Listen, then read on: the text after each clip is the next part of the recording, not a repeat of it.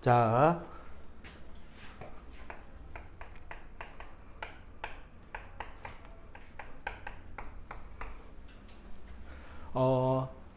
일단 우리가 원래는 통합과학 범위에서 다루지 않는 조금 더 확장된 산 개념과 연기 개념이 매우 높고 선생이 미치면 생길 거고 가능성이 충분하고 하기 때문에 한 걸음만 더 나가는 산과 연기의 수업을 하겠습니다. 그래서 학자의 이름이 나옵니다.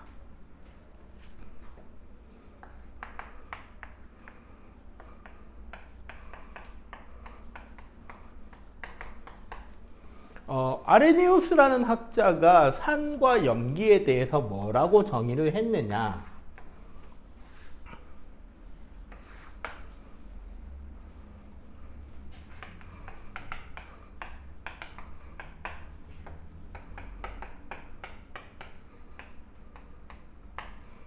아레니우스라는 학자는 산이라는 것에 대해서 수용액에서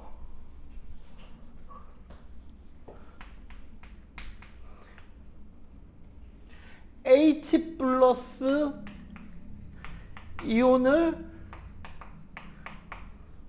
제공하게 되는 것을 산이라고 했어요.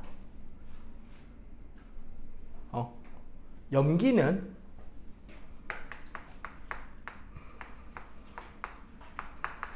똑같이 수용액에서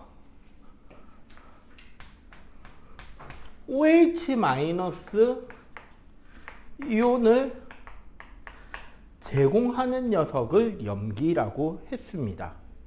이게 우리가 일반적으로 말하는 산과 염기의 기본 개념이 되는 거예요. 그런데 그래서 우리가 아레니우스의 산으로 부를 수 있는 물질에는 뭐가 있다? HCl, HNO3, H2SO4 이런 녀석들을 우리는 산으로 이야기할 수 있던 거죠.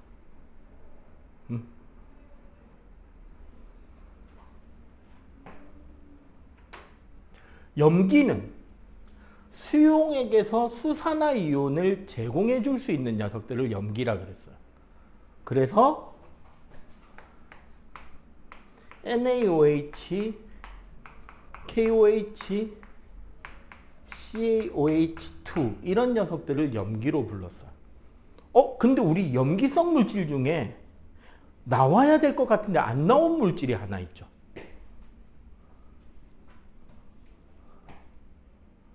암모니아. 암모니아 같은 경우 봐봐. 얘가 물에서 수산화이온을 제공하나요? 라고 질문한다면 우리는 뭐라고 대답하게 되죠? 아니요가 되죠. 왜? 여기에는 수산화이온이 없잖아요. 암모니아에. 그렇기 때문에 가장 좁은 범위에서 이야기하는 아레니우스의 산염기 개념에서는 뭐라고 이야기하게 된다? 암모니아는 염기성이 아닌 거예요.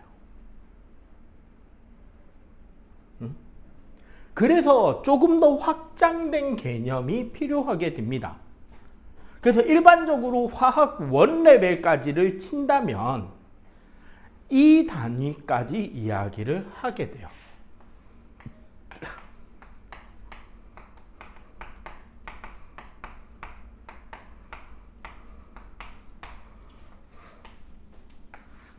브랜스테드 로우리의 정의. 학자가 2명이라는 소리입니다. 어쩌다 우연히 비슷한 생각을 해서 공통된 의견으로 비슷한 시기에 발표를 하게 되는데 이럴 때는 둘 중에 하나예요. 진짜 공동 연구를 했을 수도 있고 표절이 아니라 두 명이 따로따로 연구해서 낸 결론이 비슷한 시기에 발표가 되는데 둘이는 서로 몰랐던 거야. 그 연구를 하고 있다는 걸. 그런데 낸 결론이 똑같을 경우가 있어요. 그럴 경우 어떻게 되느냐? 하루라도 먼저 발표한 사람 이름이 앞에 적힙니다. 이제 발표했다고 내일 발표해야지. 내일 내 발표 그 학회 내일은 내 발표니까 발표해야지. 아니야? 나 다음번이네 하고 있는데 내 앞에 놈이 발표하고 있어. 똑같은 거. 실험한 방법은 달라. 근데 결론이 똑같아. 씨발. 그럴 수도 있어요. 어느 쪽인지 난 모르겠어요. 내가 과학사나 화학 쪽 전공이 아니다 보니까. 아니, 근데 그게 은근히 있잖아. 아마추어 천문학 쪽에서는 되게 자주 일어납니다. 그 과학사에서는 과학 발전 그러니까 과학과 관련된 그 발표된 역사에 대해 그것도 전공이 있을 거예요. 과학사. 과목이 있잖아요. 이거는 선택 과목이 과학사에서 하지 마세요. 수능하고 상관. 지금 잠시만 이건 녹화되면 안 되니까. 자, 브레스테드 로우리는 그래서 어떤 이야기를 하느냐? 자, 첫 번째 조건인 수용에게서라는 말이 빠집니다. 그럼 얘는 뭐다? 화학 반응 시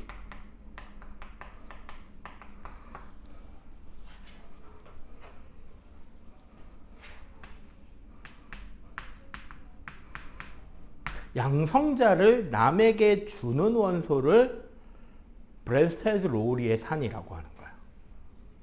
근데 있잖아요. 얘가 뭐게?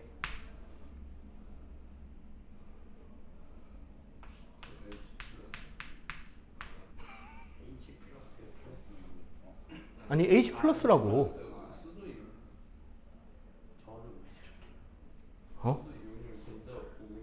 그치, 양성자 하나 달랑. 그러면 여기는 뭐가 될까요? 화학 반응 시. 자, 어떻게 되게?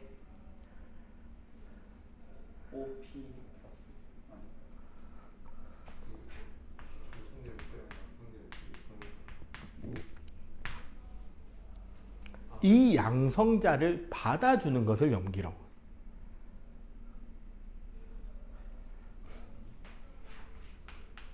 그래서 브레스테드 로우리의 개념에서 우리는 뭐가 된다? 이 개념을 알게 돼야 되는 거야. 짝산짝염기.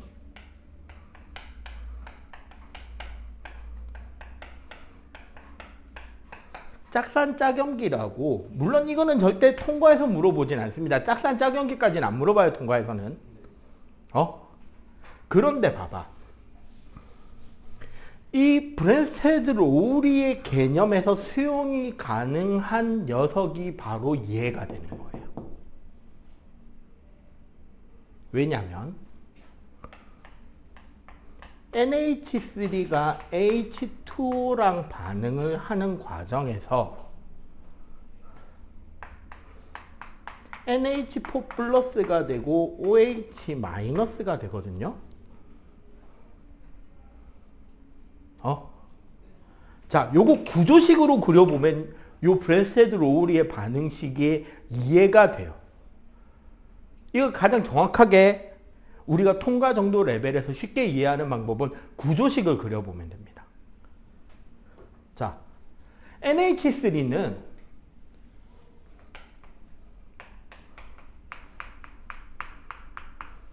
여기 비공유 전자쌍이 있는 거죠. 물 분자는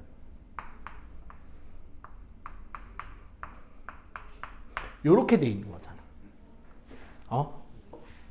자, 잘 보세요.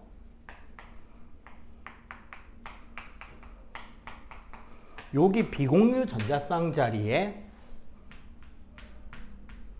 H 플러스 하나를 받아오는 거야.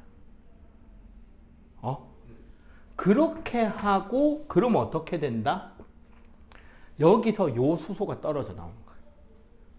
생각해보면 여기 비공유 전자쌍이 이렇게 있을 거 아니야. 여기서 요렇게 돼 있는 거예요. 사실 생각해보면 요거도 그냥 비공유 전자쌍이에요. 맞죠? 그러면 얘는 요렇게 됐으니까 마이너스고 얘는 요렇게 됐으니까 플러스잖아. 그럼 사실 뭐다? 여기에 있던 녀석이 요로 간 거죠. 여기에 있어야 될 녀석이 요쪽에 가서 지금 붙어버린 거잖아. 그러면은 뭐다? 얘는 수소이온을 받았잖아요. 암모니아는 수소이온을 받았죠. 그럼 얘가 염기가 되는 거야. 그럼 위에서 그 OH 마이너스 내려옮겨야 되는 거예요. 그치. 얘는 수소를 받았으니까 염기고 얘는 수소를 줘야 되는 놈이죠. 그러면 얘는 산이 되는 거야. 근데 봐봐. 여기서 이쪽으로 정반응이 넘어오는 게 아니라 여기서 이쪽으로 반응이 갈 수도 있잖아. 그럼 여기서 여기로 넘어갈 때는 이 수소이온이 여기로 가서 붙어야 되죠. 그럼 얘가 이제 뭐다? 짝산이 되는 거야. 얘는 이제 수소를 받아야 되는 케이스지. 그럼 이쪽이 짝염기가 되는 거죠. 암모니아의 짝산, 물의 짝염기가 되는 거예요. 요 개념이 화학원에서 브랜스테드 오리 산염기를 할 때 학생들이 꽤나 많이 헷갈려하는 부분인데 이렇게 구조식을 그려서 한 번 더 생각해 보면 가장 원론적으로 양성자 주계와 양성자 받계라고 이야기를 해요. 그래서 이 수소이온 하나를 주느냐 받느냐의 개념으로 이해를 하면 돼. 일단 알겠어요? 그래서 사실 요 다음 개념으로 가야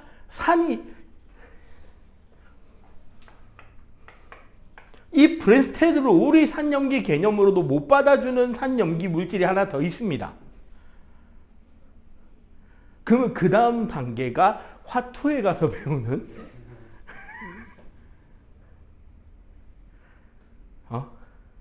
루이스 산염기 개념이 있어요. 우리 루이스 하면 떠오르는 게 뭐죠? 그쵸. 전자점식이죠. 그러면 루이스 산염기 개념은 뭐를 가지고 산이다 염기다를 따질까요? 그냥 알고만 있자고 이거는. 뭐 가지고 따질 것 같아? 맞아요. 공유 전자쌍에 대한 게. 그러면은 얘는 봐봐. 이 공유 전자쌍을 이 양성자에게 제공해 주죠. 맞지? 비공유 전자쌍을 공유 결합하기 위해서 제공해 주는 얘가 염기. 얘는 거기서 그걸 받으러 가야 되는 애잖아. 여기에 있는 수소가. 그래서 얘가 산이 되는 거야. 이러면 루이스 산염기가 되는데 그거는 보통 우리가 이제 화투나 일반 화학 개념 가서 배우는 거기 때문에 그거는 그냥 브랜스테드 오리까지만 배우면 알아두고 짝산 짝염기 개념을 그런 게 이런 거구나라고 들어만 놓읍시다. 그러면 이걸로 설명 안 되는 게 사실 뭐였다? 얘예요. 이산화탄소. 사실 이산화탄소는 물에 녹이면 뭐죠? 그치. 탄산이죠. 선생님이 좋아하는 탄산. 얘는 루이스 산염기 개념이 돼야 되는 거지. 얘는 연료. 통과해서 산과 염기라고 하면 그쵸. 아레니우스 개념까지만 다루게 됩니다. 원래는 절대 그럴 일 없는 학교,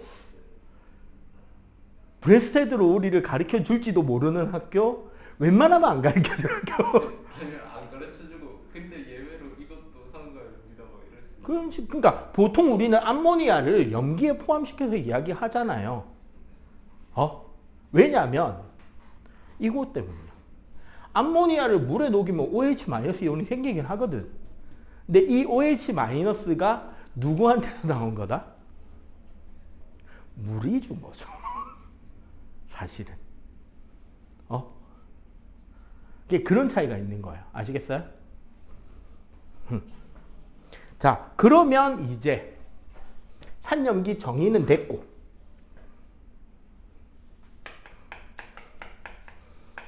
산성이라는 개념을 배우도록 하겠습니다.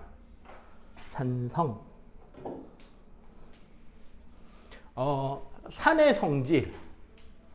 일반적으로 신맛이 납니다. 물론 대부분의 과학실에 있는 산성 물질 혹은 염기성 물질은 초파가 좋아하는 단 겁니다. 무슨 뜻인지 알죠? 원피스의 초파가 좋아하는 단 거입니다. 단 거.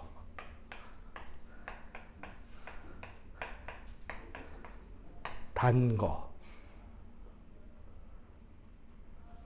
개그죠? 단 거. 단 거. 그래서 뭐가 있다? 초파가 좋아하는 해골 무늬가 그려져 있어요. 먹으면 된다, 안 된다? 안 된다. 이게 신맛인 거 어떻게 알았어요? 너희들 속이 안 좋아서 토를 할 때가 있잖아요.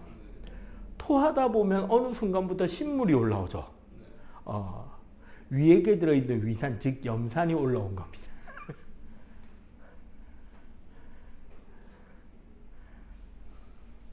자, 일반적으로 산성에 속하는 물질들은 다 맛이 신맛이 납니다.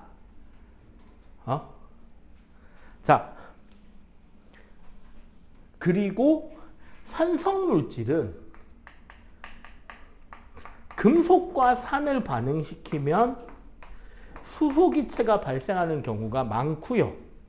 이건 우리가 지난 시간 산과 염기 이야기할 때 살짝 곁다리에서 이야기해준 이온화 경향을 기준으로 구리, 수은, 은, 백금, 금을 제외한 대부분의 금속이라고 생각하시면 돼요. 일단은 산과 반응하면 수소기체가 올라오고 우리가 석회질이라고 부르는 물질들이 있어요. 뭐냐면 탄산염을 말합니다. 탄산 어쩌고 저쩌고라는 화학식이 적히는 것들 있잖아요. 화학식 적으면 끝에 CO3나 HCO3로 끝나는 애들. 얘네들의 산을 떨어뜨리면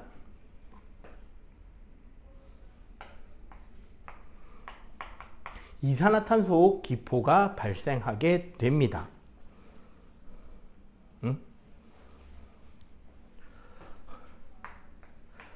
공유결합 물질이지만 대부분 수용액에서는 이온화가 되는 경우가 있기 때문에 전기 전도도가 생깁니다. 단 분명히 말하지만 얘네들은 전해질이라고 말하면 안 됩니다. 왜냐하면 액체 상태에서는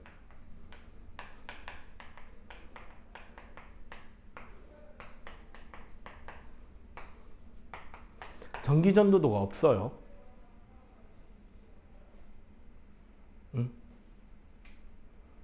나중에 이 부분은 화원에 가면 이온결합, 공유결합에 대한 결합을 복습하게 될 때 그 개념을 배워요. 전기음성도 차이를 이야기하면서 이온성 결합이 반이 넘느냐, 공유성 결합이 반이 넘느냐, 그래서 어느 쪽 결합에 더 가깝냐를 이야기하게 돼. 근데 산과 염기는 분명 공유결합, 산은 분명 공유결합이라긴 한데 이온성의 성질이 꽤나 많은 편에 속하는 공유결합이라서 물에 녹으면 이온화됩니다. 그래서 전기가 통해요. 언제? 수용액에서만. 하지만 액체 상태에서는 이온화가 된다, 안 된다? 안 됩니다. 그래서 액체 상태에서는 전기가 통한다, 안 통한다? 안 통해요. 그리고 지시약 색깔은 한 번에 퉁쳐서 가르쳐 드릴게요. 그렇죠. 근데 그거 하나로 사실은 4개 다 가능하죠. 자, 그러면은 이 반대, 염기성.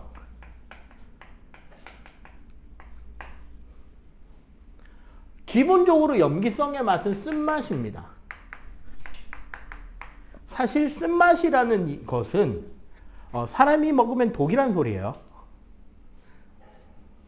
그게 먹지 못하게 쓴맛이 나는 겁니다. 산성물질이 금속과 탄산염을 용해시켰잖아요. 얘는 좀 더 무서운 걸 용해시킵니다.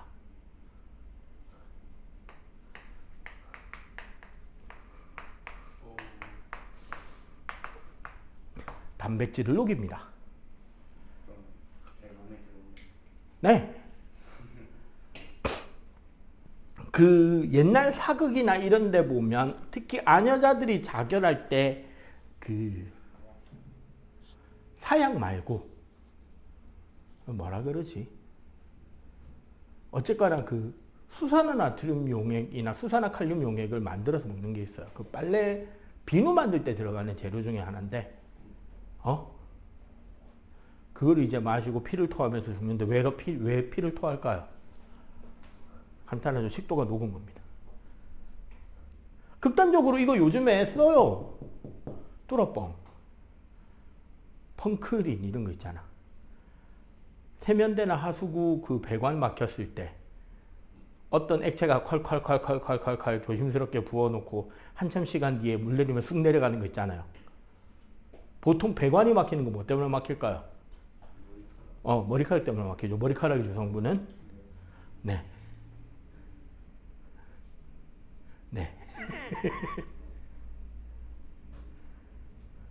그래서 우리 그 이야기 하잖아요. 수산화나트륨 용액을 마시면 죽죠. 그지? 죽겠지. 염산을 마셔도 죽겠죠. 염산과 수산화나트륨 용액을 정확하게 농도와 부피까지 완벽하게 맞춰서 딱 중화시킨 걸 마시면 어떻게 돼 이게? 짜. 짜. 왜 짠데? 네, 염화나트륨 수용액이 되죠. 자, 단백질을 용해시키는 그런 특징이 있고요. 그래서 우리 비누로 손 씻으면 어떻게 되죠? 비누가 가장 대표적인 약용기 물질이에요. 비누로 손을 씻으면 손이 미끌미끌하죠. 왜 미끌거릴까?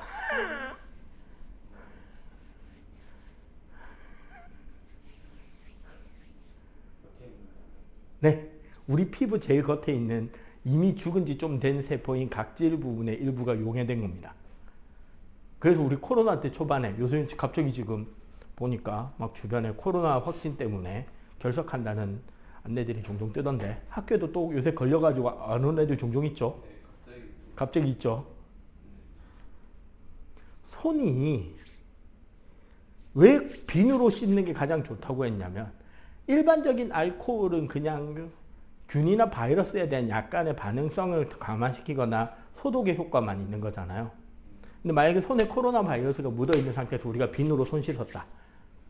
바이러스는 단백질 결정과 RNA로 구성되거든.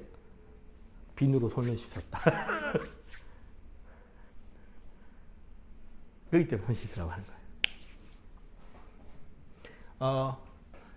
기본적으로 얘는 이온결합 물질입니다. 그래서 기본적으로 얘네들은 뭐다? 전해질이에요. 그래서 얘는 수용액이나 액체 상태 전기전도도가 존재하고 고체 상태에서는 전도도가 존재하지 않는 그런 특징이 있습니다. 일반적인 산과 염기의 기본 성질을 정리를 했고요. 일단 여기까지 정리 필기. 산성과 염기성이 나오게 되는 그 근본, 결국 이온화 반응식을 한번 적어보도록 할게요.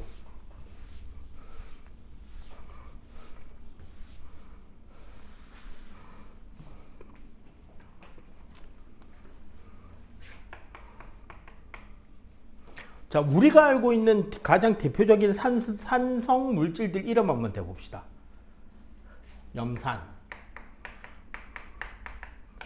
질산, 황산, 아세트산, 탄산, 폼산. 뭐 이런 것들이 있는데, 탄산하고 아세트산 위치 한번 바꾸자.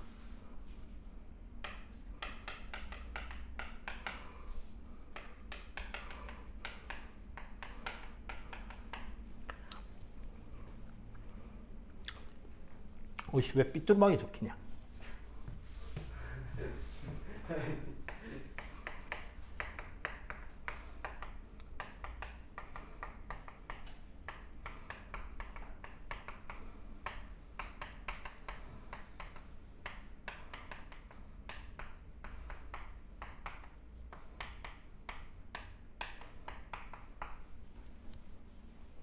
그래서 삐뚤하네.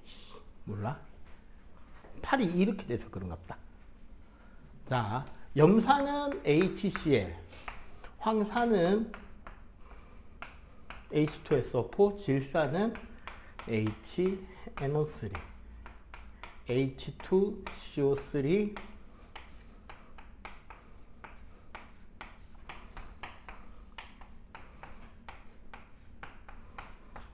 자, 요렇게 우리가 이제 일반적으로 말하는 산성 물질들이 적혔어요. 이온화가 될 때, 물론 여기서부터 여기까지 전부 다 공유결합 분자입니다. 이온화가 하지만 얘네들은 물에 넣으면 이온화가 되긴 해요. 얘는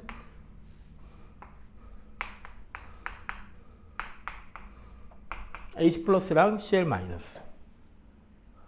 얘는 EH 플러스랑 얘는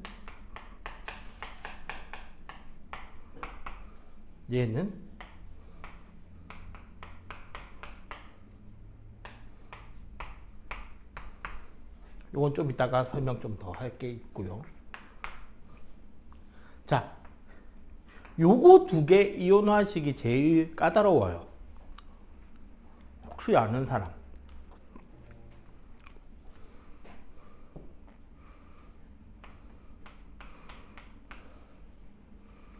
나머지 거의 아마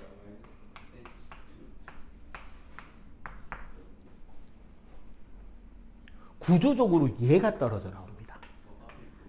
앞에 앞에 게 아니에요. 앞에 게 떨어질 것이 그럼 얘는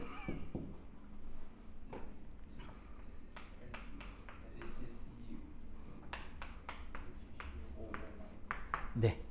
요거 구조식으로 우리가 배우면 아는데 사실 이거 너희들이 배운 구조입니다.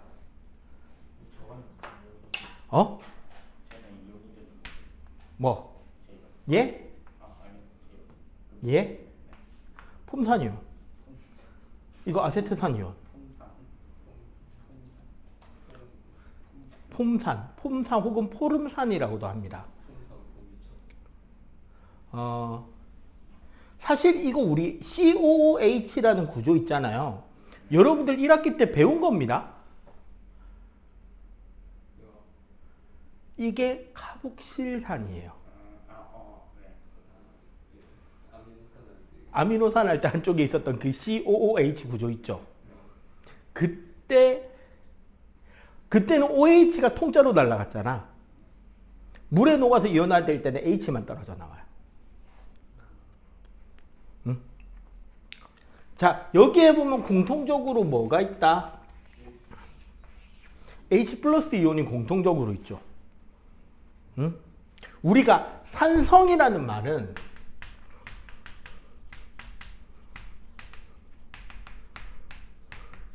산이 가지는 공통성질을 산성이라고 하거든요. 즉 여기에 적혀있는 이 성질들의 원천은 H 플러스 이온의 성질이에요, 사실은. 그러면 그 외에 각각의 산들이 가지는 고유한 성질들이 있단 말이야. 뭐 간단하게 이야기를 하자면 염산 같은 경우는 휘발성이 매우 강합니다. 즉 액체 상태의 염산을 놔두면 염화수소 기체가 지금 휘발돼서 올라와요. 그리고 염산은 특이하게 반응성이 높은 편이라 유리를 녹일 수 있습니다. 그렇기 때문에 염산 같은 경우는 폴리프로필렌이라는 플라스틱의 일종의 통에 고분자통에 넣어서 보관하게 돼 있어요. 유리병에 안 넣습니다. 황산. 골 때린 놈이에요. 전에도 몇 번 이야기했는데 과학 관련 유튜브 컨텐츠 크리에이터들이 어그로 끄는 양대 실험이 있어요. 즉 구독자나 이슈몰이를 하고 싶을 때 초반에 꼭 한 번쯤 하고 가는 실험이 있습니다. 2개. 맹물에 알칼리 금속 던지기. 터지죠. 그리고 두 번째가 설탕에 진한 황산 붓기가 있습니다. 검은 숯덩이가 부글부글 끓으면서 솟아오릅니다. 우리가 황산 중에, 황산은 좀 이제 특이한 성질인 게, 얘가 보통 우리가 염산, 황산, 질산을 강산이라고 부른단 말이야. 강한 산성으로 부르는데, 그 강산 취급을 받는 거는 묽은 황산을 강산 취급을 해요. 진한 황산은 산 취급 안 합니다. 왜냐하면 진한 황산의 기능 중에 뭐가 있냐면 흡습을 넘어 탈수성이 있어요.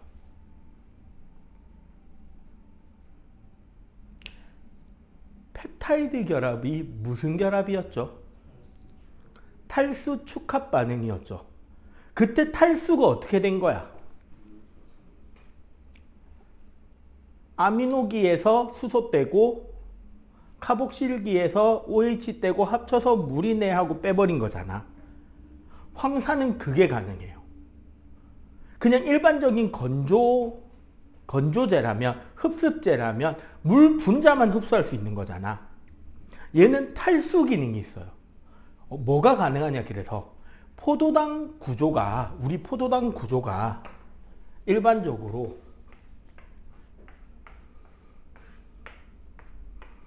탄소가 6개 육각형 고리 구조를 이루고 여기에 각각이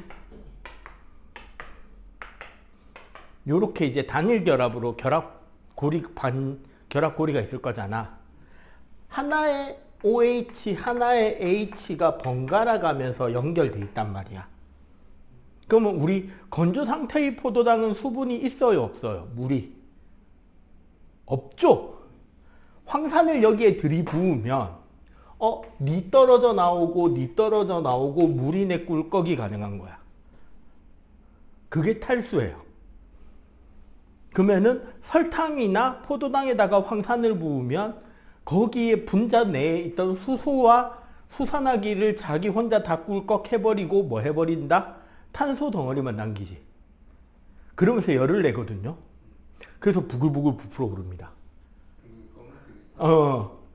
숯덩어리가 올라오는 거예요. 그게 가능한 게 황산이에요. 그래서 그 산성물질 화학 반응 촉진, 특히 탈수 축합 반응 일으킬 때 황산 많이 쓰고요.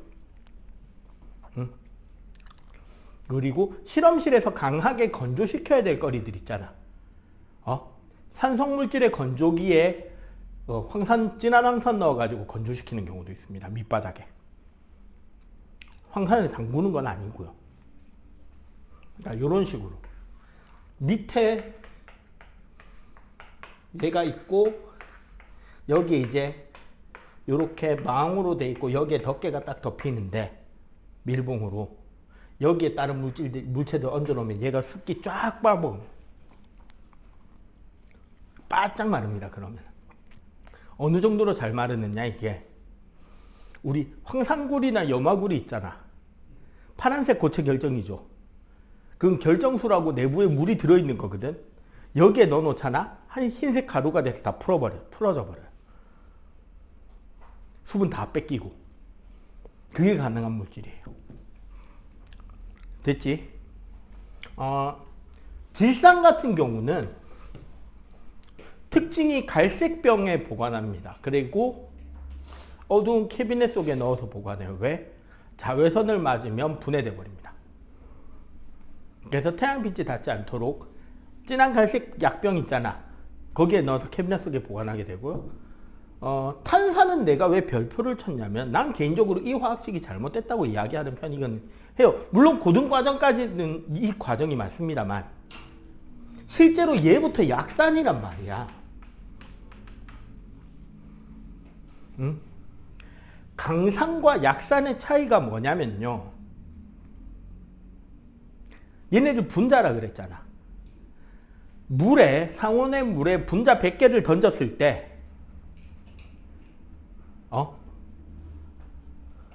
충분량의 물에 분자 100개 정도를 던졌다 쳐. 얘네들은 100개 중에 98개, 99개가 이온화가 돼요. 그럼 수소이온의 농도가 충분히 만들어지지. 얘네들은 100개 중에 한 10몇 개, 20개 정도밖에 이온화 안 돼. 나머지는 분자 상태로 그냥 물에 녹아요.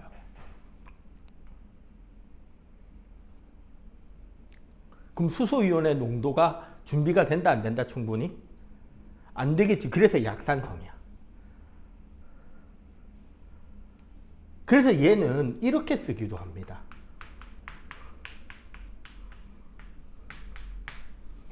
그만큼 이온화 안 된다고. 수소이온이 다 분리돼 나오지 못하는 경우가 많아요. 오케이? 근데 이온화 화학식적으로 하면 이거 적는 게 맞아요, 맞기는. 아세트산. 우리가 소위 식초가 얘입니다. 빙초산이라고도 하고, 아세트산 같은 경우는 영상 17도 이하의 온도에서 얼음처럼 결정화돼 버립니다. 그래서 빙초산이라고 하고,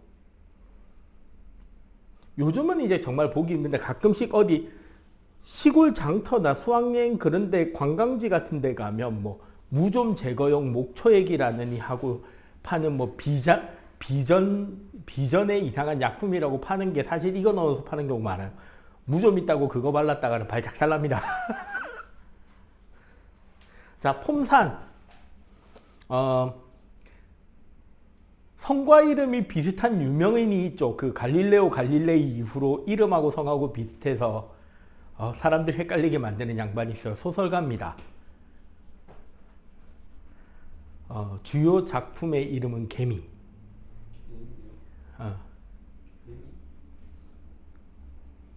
베르나르 베르베르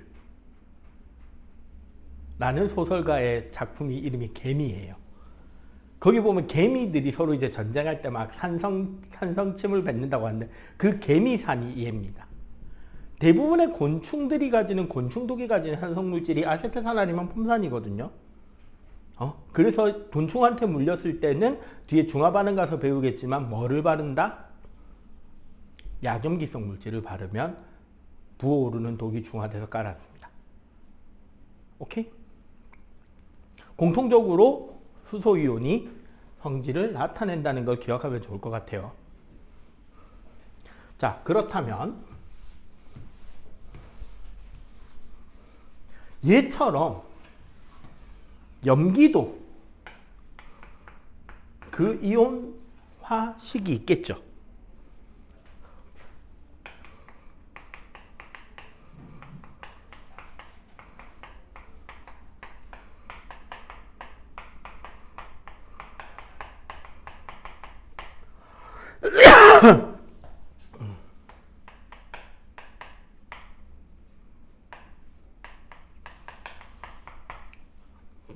얘는 이제 4개 정도밖에 없어요, 사실은.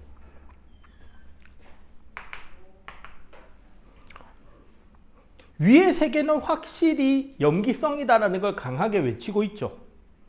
이미 이름부터.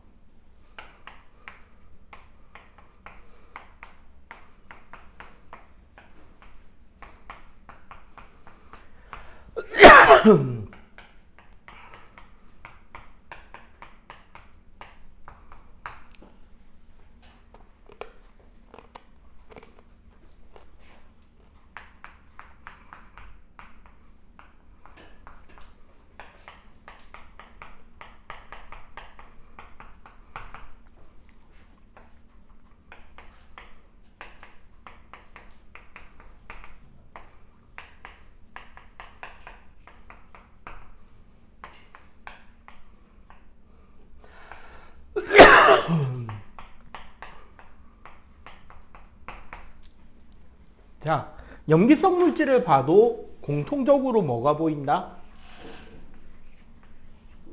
OH- 이온들이 보이죠. 즉 우리가 말하는 염기성, 즉 염기의 공통이라는 이 개념은 바로 뭐의 개념이 된다? 수산화이온의 공통적인 성질이 되는 거죠. 자, 그러면 이 물질들은 각각 우리가 어떻게 활용하고 있느냐? 수산화나트륨과 수산화칼륨은 기본적으로 어떤 성질이 있느냐? 일종의 중화반응으로서 공기 중에 있는 이산화탄소를 흡수하는 능력이 있습니다. 이걸 우리 조회성이라 그래요. 여러분들, 그리고 얘네 둘이가 사실 뭐냐면 우리 비누 소재입니다. 비누 만들 때 쓰는 재료예요.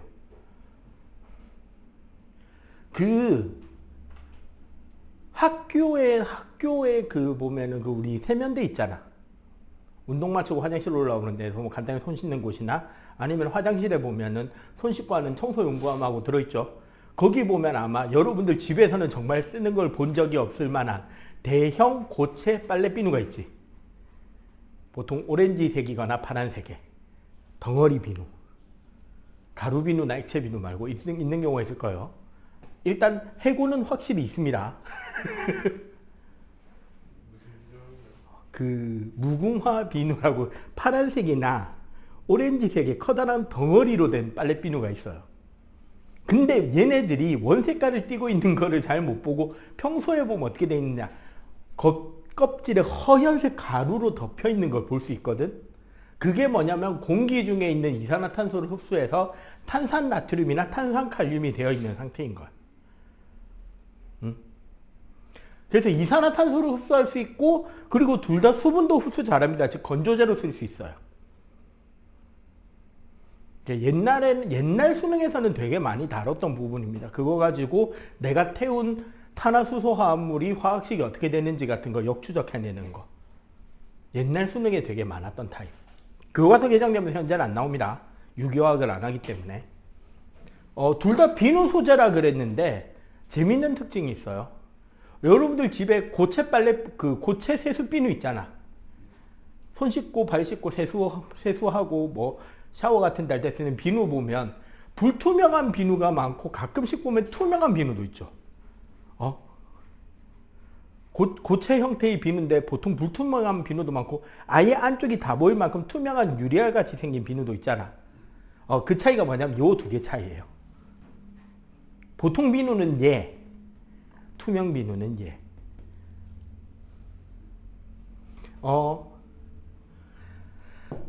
수산화칼슘 같은 경우 우리가 되게 잘 아는 그 물질입니다.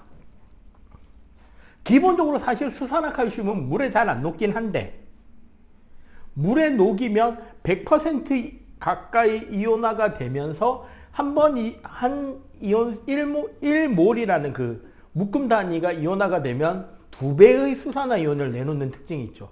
잘 안 녹는데 녹으면 이온화는 잘 된다는 소리예요. 그리고 참고로 수산화칼슘을 물에 녹여 놓은 걸 우리는 뭐라 부르느냐? 되게 유명한 물질입니다. 석회수예요. 어디다 써? 석회수 어디다 써?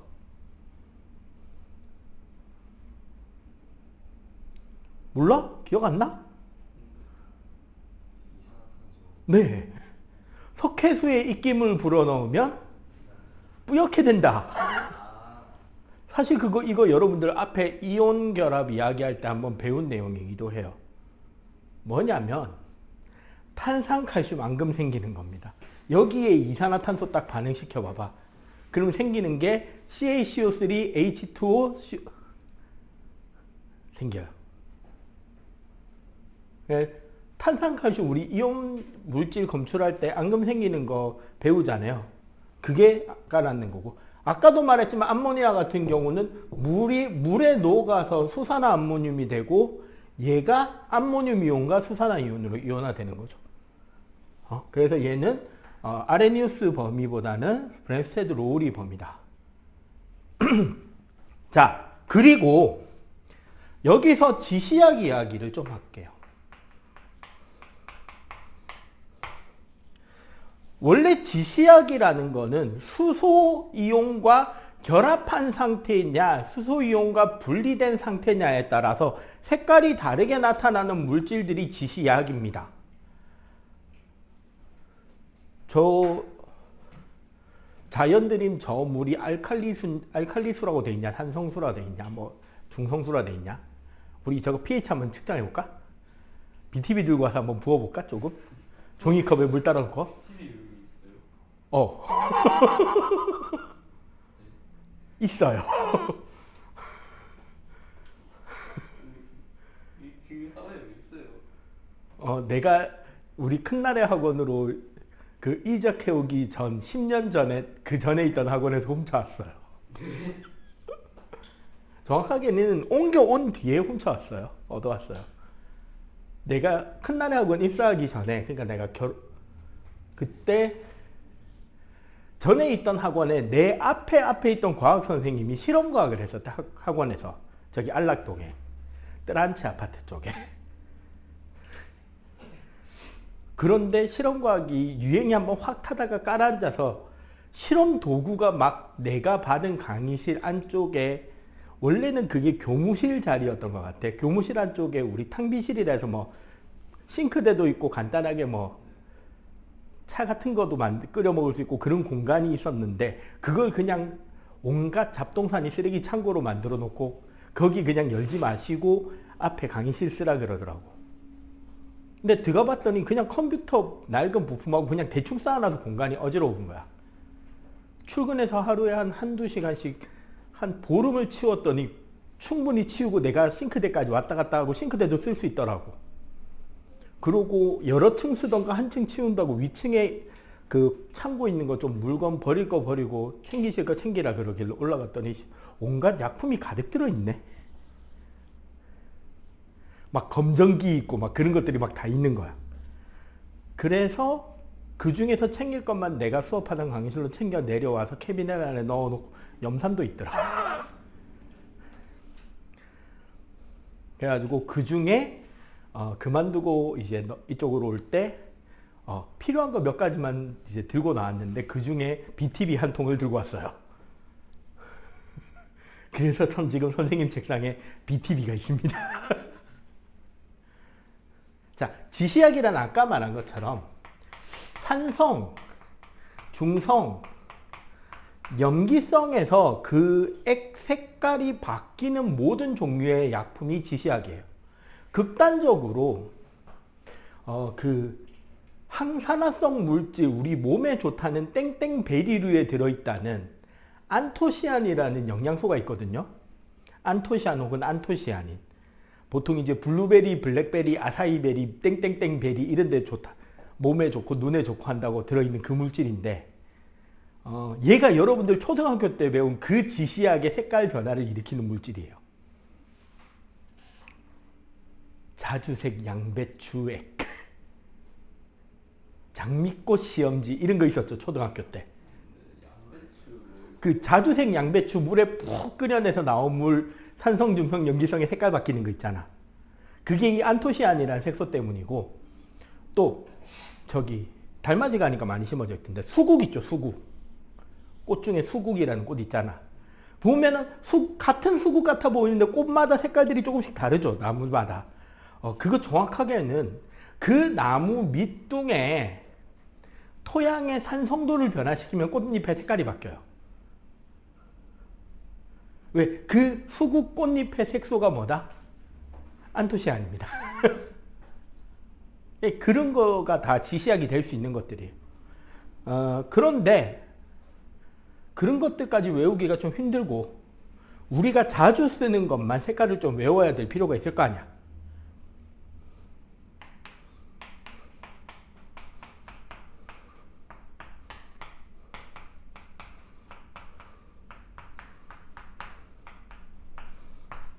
무지개죠. 빨주노 초파나무. 자, 지금부터 출발합니다.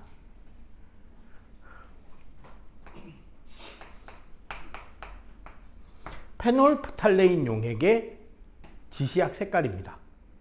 산성에서 투명하고 중성에서 투명하고 염기성일 때 빨간색이 나와요. 그 다음에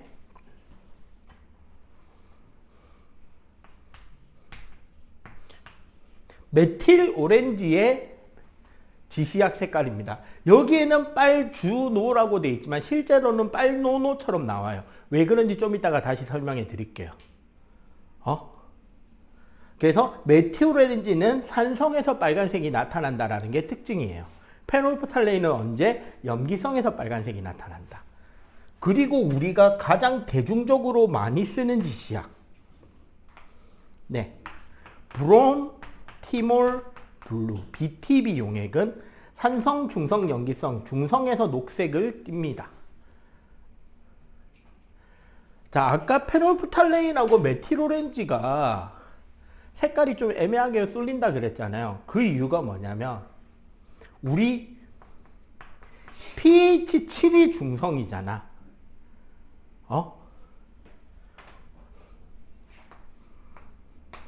페놀프탈레인은 7보다, 즉 중성보다 조금 넘어가는 약염기성에서 색깔이 드러나는 게 아니라 어느 정도 염기성이 충분해진 뒤에 빨간색이 나타나요.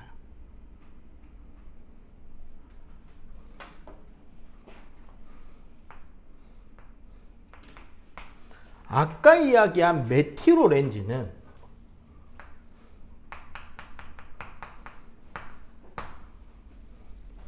어느 정도 산성이 된 뒤에서의 색깔이 바뀝니다. 오케이? 그에 비해 BTB는요.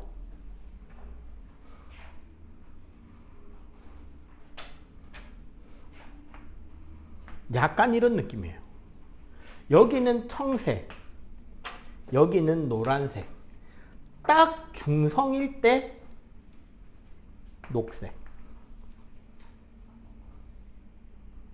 그래서 사실 지시약으로 색깔 변화는 이렇게 이야기할 수 있지만 지시약으로 중화점을 찾진 않습니다. 원래 그렇게 찾으면 안 맞아요. 알고는 있으라고요. 알겠지? 그리고 되게 유명한 물질 하나가 남았죠. 뭐? 리트머스.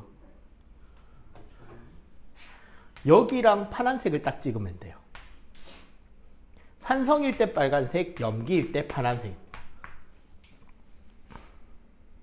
즉, 파란 리트머스 종이를 산성에다 갖다 대면 빨갛게 바뀌고 빨간 리트머스 종이를 염기에 갖다 대면 파랗게 바뀌어요. 오케이? 요렇게 해서 지시약 색깔까지를 이야기를 했고요. 전기분해 이야기는 잠깐 쉬었다 할까요? 14분이니까 25분에 전기분해하고 pH 개념 설명해 드릴게요. 결국 우리가 이온을 검출해서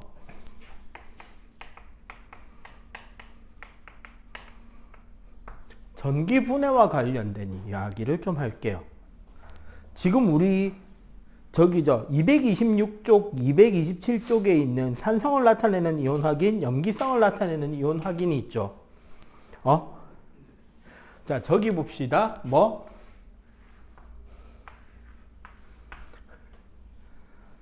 자, 질산칼륨 수용액을 적신 푸른색 리트머스 종이라고 돼 있잖아. 질산칼륨,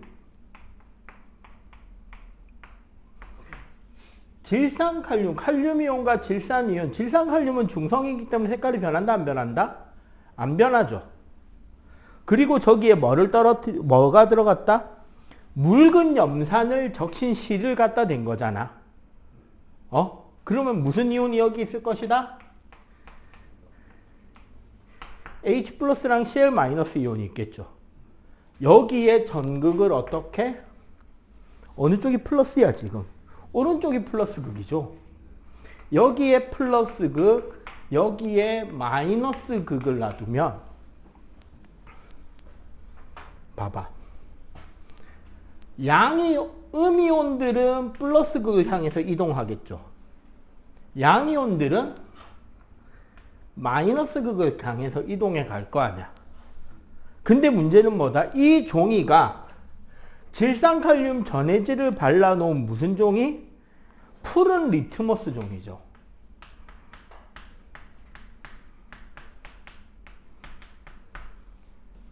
맞잖아. 그럼 얘는 어떻게 된다? 산성에서 붉은색이 되잖아. 그지? 그런데 색깔이 어느 쪽으로 번져나간다? 붉은 색깔이 마이너스 극 쪽으로 번져나가죠. 즉 뭐다? 마이너스 극 쪽으로 번져나간다는 거는 수소이온이 무슨 성질이다? 산을 띠고 있다는 거지. 동일하게 227쪽에 있는 실험은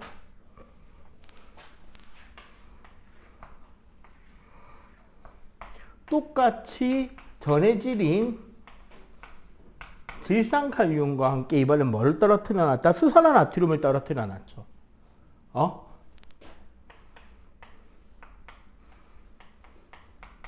그리고 똑같이 여기가 마이너스 극, 여기가 플러스 극이랑 연결되어 있다. 그러면 얘도 똑같이 칼륨이온과 나트륨이온은 마이너스 극 쪽으로, 질산이온과 수산화이온은 플러스 극 쪽으로 하는데 얘는 지금 무슨 종이다? 붉은색 리트머스잖아. 얘는 뭐다? 염기성에서 푸른색이 된다 그랬죠. 맞지? 근데 색깔이 어느 쪽으로 변하고 있다? 마이너스 극 쪽으로 변하고 있죠. 그 말은 이 수산화이온이 번져 나가는 라인에서 푸르게 된다는 거지. 그래서 염기성은 수산화이온의 성질이라고 생각하시면 되죠. 어차피 얘는 중성이니까 색깔 안 변하잖아. 이해가 돼요? 쟤네가 고체를 통해서 퍼져나가는 아니, 그러니까 얘가 전해질이라고. 얘가 적셔져 있는 리트머스 종이야. 응?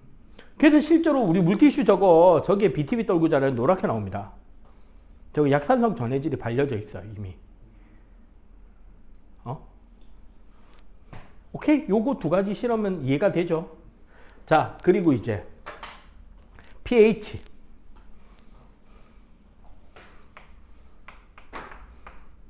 자, 로그 함수 쓸 줄 안다, 손? 무슨 뜻인지는 안다. 이분들 다 까먹었어요. 다 까먹었어. 자랑이다. 껍데기 내놔, 이 자식아. 진짜 이분들 할 줄 알아요. 울. 자, pH라는 것은 미수가 10인 로그 함수의 수소이온의 몰 농도를 말하는 겁니다. 이런 무슨 소리인지 못 알아듣겠죠? 자,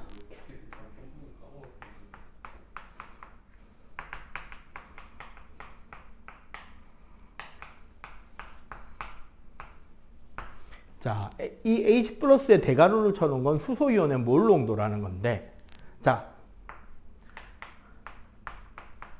몰 농도, 우리가 대문자 m이라는 단위를 쓰거든요. 몰 농도는 단위 자체가 이건데, 얘는 원래 뭐냐면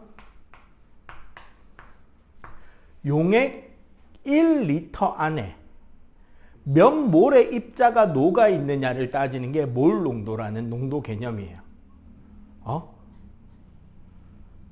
그런데 우리 평형상수라는 게 있거든요.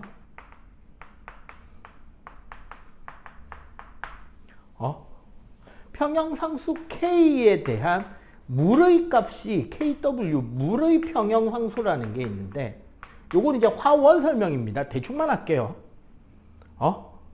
이게 무슨 소리냐면 KW가 10의 마이너스 14승이 되는데, 이게 무슨 소리냐? 우리 물 있잖아요. 정확하게는 두 개의 물은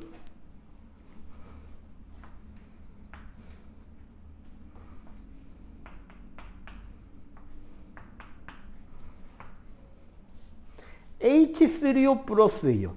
이거 사실 수소이온이에요. 수소이온이 물 분자에 붙어 있는 겁니다. 얘랑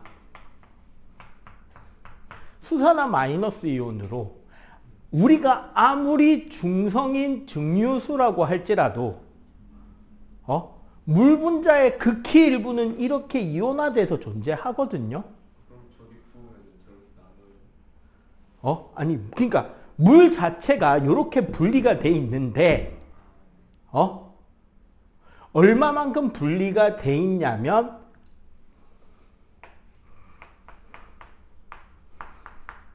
H3O 플러스 이온 농도 곱하기 수산화 이온 농도의 곱이 10의 마이너스 14승 몰 퍼 리터입니다. 1리터에 10의 마이너스 14승 몰만큼 분자가 분리돼 있어요. 언제? 25도씨에서. 근데 봐봐. 얘랑 농도가 어때요? 물 분자가 분리가 되면 얘랑 얘가 되잖아. 그러면은 중성인 증류수라면 이 농도랑 이 농도 곱해서 이게 되는 거지. 근데 이 두 농도는 같죠? 그러면은 우리 H 플러스 이온의 농도 사실은 얘 이온의 농도가 10의 마이너스 7승 몰 퍼 리터가 되는 거야. 자, 이 값을 여기에 때려 박으면 7이 나오죠.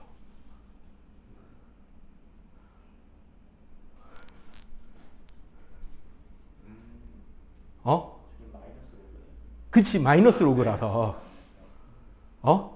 원래 마이너스 7이 나오는데 마이너스니까 7이 되는 거야. 그리고 아까 이야기했잖아. 요 뜻이 무슨 소리냐면 만약에 우리가 물에 산성인 물질을 부어 넣잖아요. 산성인 물질을 부어 넣으면 얘 농도가 증가하겠지. 그러면 저절로 얘를 조금이라도 줄이기 위해서 얘 농도가 감소해 버리는 거야. 그래서 얘랑 농도의 곱이 항상 10의 마이너스 14승이 나오게 된다고. 응? 그럼 뭐다? 예를 들어 우리가 봐봐. pH가 5라고 합시다. 응? 요거는 예시를 들어주는 게 여러분들이 감 잡는 게 빨라요. 잘 봐봐. H3O 플러스 이온 농도, 수산화 이온 농도. 자, pH가 5라는 말은 얘 농도가 10의 마이너스 5승 몰 농도라는 소리잖아. 그럼 얘는 얼마가 되게? 10의 마이너스 9승이 되는 거야. 자, 예를 들어 그럼 pH가 11이면 얘는 10의 마이너스 11승 몰 농도가 되고 얘는 10의 3승 몰 농도가 되겠죠. 자, 봐봐. 얘가 더 양이 많죠? 맞지? 그러니까 얘는 산이 염기보다 많은 거잖아. 그럼 pH가 7보다 작은 숫자면 뭐가 된다? 산성이 되는 거지. pH가 7보다 크면 얘가 농도가 훨씬 많죠. 그럼 뭐가 된다? 그치, 염기가 되는 거야. 그리고 pH 1차이는 수소이온 농도 몇 배 차이가 된다? 10배 차이가 되는 거지. 이 차이는 20배가 아니죠. 100배죠. 알겠어요? 이게 로그 함수라서 이렇게 되는 거예요. 그 pH 2나 pH 1이면 졸라 강산성인 거죠. pH 13, pH 14면 전내 강연기가 되는 거야. 알겠어요? 이 개념을 이해하고 저 표를 봐봐봐. 227쪽에 있는 표. 아까 말했잖아요. 염산이라고. 우리 위액 염산이라고요. 그래서 여러분들 땅바닥에 떨어진 거 대충 쪼어 먹어도 안 죽어요. 웬만한 세균은 저기서 커트해 준단 말이야. 식중독이 걸리는 이유는요. 땅에 떨어진 음식물에 세균이 묻어서 식중독이 걸리는 게 아니라 이미 세균에 오염된 음식물이 세균이 자기의 물질 대사 과정에서 독성 물질을 만드는 경우가 있단 말이에요. 그렇게 해서 이미 독성 물질이 만들어진 걸 우리가 쪼어 먹었기 때문에 식중독이 걸리는 거야. 즉 땅에 떨어진 음식은 대충 흙 털어내고 먹어도 방금 막 떨어진 거 쪼어 먹었잖아요. 그럼 세균이 묻어 들어와도 위액에서 충분히 조질 수 있다는 거예요. 적당히 떨어진 거 대충 쪼어 먹어도 돼요. 오케이? 자, 하수구 세정제 아까 내가 말한 뚫어봉. 이것도 되게 센데. 얼마나 세게 뿌리는 그러니까 머리카락이 녹지 하수구 막힌. 알겠어요? 탄산음료 레몬 pH 값 쭉쭉쭉 내려가지. 그러면 저희가 pH 2짜리를 먹었잖아요. 아니죠. 먹으면 죽죠. 근데 우리 레몬 정도는 먹잖아. 그럼 2짜리를 먹을 수 있단 말이에요. 많이는 먹으면 위 안 좋죠. 위액이랑 하수구 세정제랑 섞고 중화되죠. 중화되죠. 소금물 되겠네, 소금물. 위액이랑 레몬이랑 별 차이 안 나니까 위액도 마시면 돼. 아니, 그러니까 사실 그거 있잖아요. 토하는 거. 선생님이 술을 끄는 이유 중에 하나가 그거예요. 이제 일종의 탈룰라인데 내가 어릴 때부터 듣기로 선생님 돌아가신 아버지는 되게 술을 잘 마셨다는 이야기를 많이 들어왔어요. 단 한 번도 술 취하지 않았대. 술 취한 모습을 다른 사람한테 보여준 적이 없대. 그 정도로 술을 잘 드셨대. 그리고 선생님이 한참 고등학교 때, 대학교 때 한참 술 퍼마시고 돌아다닐 때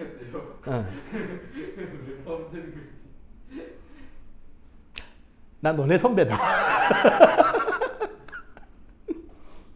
예, 퍼마시고 돌아다닐 때 내가 술을 첫 번째로 끊었던 타이밍이 고2 말이었거든요. 이거 반응이 위험한데 이거.